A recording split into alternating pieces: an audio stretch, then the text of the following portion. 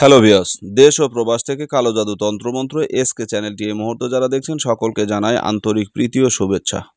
দেশ ও দেশের বাইরে কালো জাদু তন্ত্রমন্ত্র এসকে চ্যানেল যারা দেখছেন সকলকে আন্তরিক শুভেচ্ছা অভিনন্দন জানিয়ে শুরু করলাম আজকের বশীকরণের জন্য একটি যন্ত্র। আজকে যে বিষয়টা নিয়ে কথা বলবো, এই যে একটা মন্ত্র এবং যন্ত্র, এই মন্ত্র যন্ত্র দিয়ে আপনারা কি করতে পারবেন, মুহূর্তের ভিতরে একজন মানুষকে নিজের নিয়ন্ত্রণে নিতে পারবেন। আজকের মন্ত্রগুলো আমি আসলে মূলত এই সপ্তাহভর আপনাদেরকে নকশা দিতে চেয়েছিলাম, কিন্তু কিছু ছুটকে তালিম নেওয়া মানে আসলে মূলত আর ওস্তাদের পিছনে ঘুরছে কি না জানি না, কোনো ওস্তাদের তালিম পেয়েছে কিনা সেটাও আমি জানি না। যদি তালিম পেতো তাহলে হয়তো সভ্যতা এবং ভদ্রতা বুঝতো বা শিখতো, তো তাদের ভিতরে আমি এটা দেখিনি। মানে মূল কথা যেটা, নিজেকে বড় মনে করা আসলে ঠিক না, কখনোই এটা ঠিক না। অহংকার আল্লাহ তাআলা কোনো আদম সন্তানের অহংকারকে পছন্দ করেন না। অহংকারকারী হচ্ছে মহান আল্লাহ তাআলা। তিনি সকল অহংকারের ঊর্ধ্বে, সকল ক্ষমতার ঊর্ধ্বে। তো অহংকার তো আল্লাহর জন্য মানায়। আমরা তো সাধারণ মানুষ, আমাদের কিসের অহংকার? আর এক অহংকার করবে, সেটা হচ্ছে শয়তান ইবলিস, তার ক্ষমতার অহংকার করবে। তো শিক্ষার কোনো শেষ নেই, শিক্ষার কোনো বয়স নেই। আমি এমন একজন ব্যক্তি, অতি সাধারণ একজন নগণ্যতম মানুষ।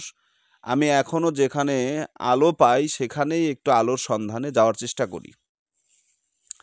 তো যাই হোক, আজকে যে মন্ত্রটা আপনাদেরকে শেখাবো, এই মন্ত্র দিয়ে কিভাবে আপনারা বশীকরণ করবেন এ বিষয় নিয়ে আমি অল্প কথার ভিতরে আজকের মন্ত্রটা শেষ করব।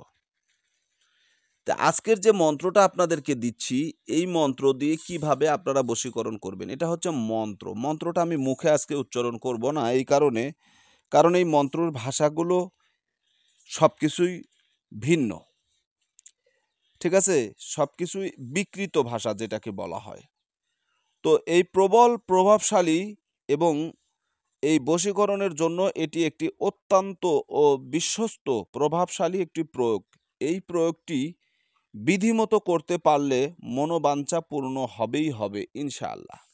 কোনো প্রকার ভুল নেই। এই মন্ত্রটা এতটাই পাওয়ারফুল, এতটাই কার্যকারী যে মন্ত্রের ভাষাগুলো যারা বোঝেন তারা বুঝতে পারছেন যে আসলে এটা কি ধরনের মন্ত্র, আর এই মন্ত্র পড়লে কেন কাজ হবে। ঠিক আছে? এটার যে কাজ হবে, কেন কাজ হবে, মন্ত্রর ভাষা দেখে যারা শিক্ষিত তারা অল্পতেই বুঝতে পারবে। কারণ শিক্ষিত লোকগুলো তারা অল্প কথাতেই সবকিছু বুঝে ফেলে।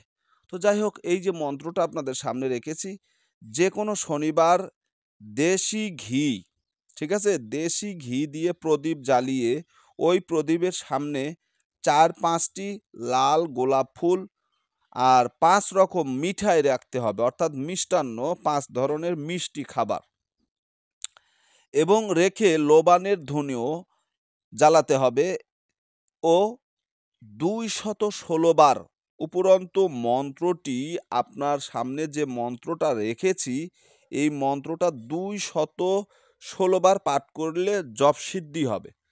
তখন এই মন্ত্রটা মাত্র ৫১ বার পড়ে আপনি কাজ করতে পারবেন। এখন আসুন, এই মন্ত্রটা দিয়ে আপনারা কি করবেন? পরের স্ত্রীকে বশীকরণ করার জন্য এটা অত্যন্ত পাওয়ারফুল এবং খুবই কার্যকারী।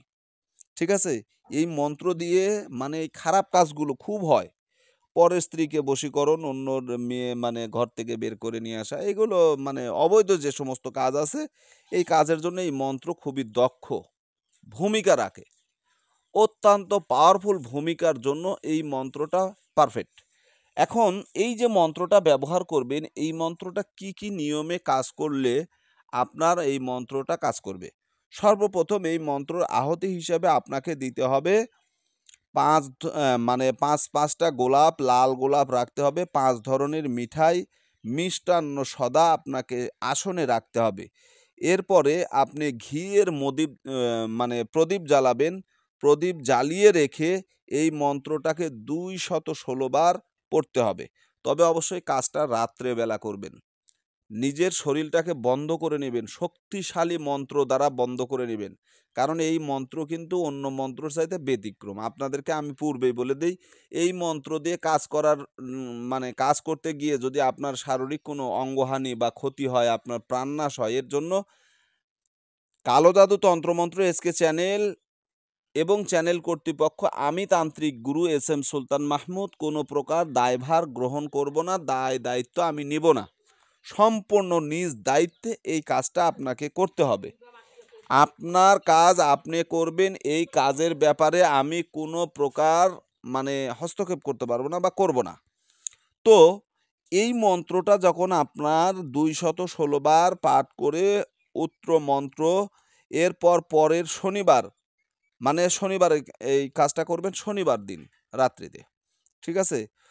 উত্তর মন্ত্রটা যখন আপনার জপসিদ্ধি শেষ হয়ে যাবে, তখন পরের শনিবার উত্তর স্ত্রীর গায়ে এই মন্ত্র পড়া পায়ের ধুলো আপনি নিয়ে হাতে নিয়ে 51 বার মন্ত্র পড়ে তার শরীরে ফেলে দিবেন, ছিটকা দিবেন।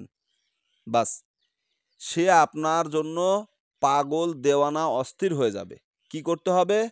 যাকে আপনি বশীকরণ করবেন, যাকে আপনার কাছে ছুটিয়ে আনবেন, আপনাকে, এটা গ্রাম অঞ্চলের মানুষরা এই কাজটা বেশি করতে পারবে, বা যারা নিরিবিলি থাকে তাদের জন্য এই কাজটা অত্যন্ত সহজ। যেমন আপনি যাকে বশীকরণ করতে চাচ্ছেন, মানে কিছু লোক আছে না, কিছু টাইপের লোক আছে, টাকা পয়সা খাইছে, মানে আপনার সাথে নাটক করছে, অভিনয় করছে, এখন টাকা পয়সা দিচ্ছেন না, আর অভিনয়টা আর ওই রকম আগের মতো হচ্ছে না। আপনার কিছু ইচ্ছা ছিল কিন্তু যেগুলো আর পূরণ হয়নি। এখন আপনি কি করবেন? আপনার তো কোনো মানে কুল কিনারা নাই, সব কুলি হারাই ফেলছেন। মিয়া সাহেব, আজকের মন্ত্রটা আপনার জন্য অত্যন্ত কার্যকারী ভাই। তবে খারাপ কাজে যাইয়েন না, খারাপ কাজে গেলে আপনার সম্মানহানি হবে, ইজ্জতহানি হবে, এমনকি ধরা খাইলে মায়ের ঘুতা কিল ঘুতার কোনোটার অভাব হবে না। তো কেন আপনি খারাপ কাজ করতে যাবেন? আর খারাপ কাজ করতে গেলে আপনার ইজ্জত, সম্মান, টাকা পয়সা, অর্থ সব কিন্তু নষ্ট হবে, সবই কিন্তু চলে যাবে। তো এই সকল কাজ করা ভালো না, এগুলো করবেন না। কাজ শিখে রাখেন, কাজে লাগাবেন। যদি প্রেমিক প্রেমিকাকে ঘর থেকে বের করে আনতে চান, এই মন্ত্র প্রয়োগ করবেন, কাজ হয়, 100% কাজ হয়। লক্ষাধিকবার বললেও, কোটিবার বললেও ভুল হবে না। সঠিক প্রয়োগ করবেন, কাজ হবে 100%। তো কি করবেন?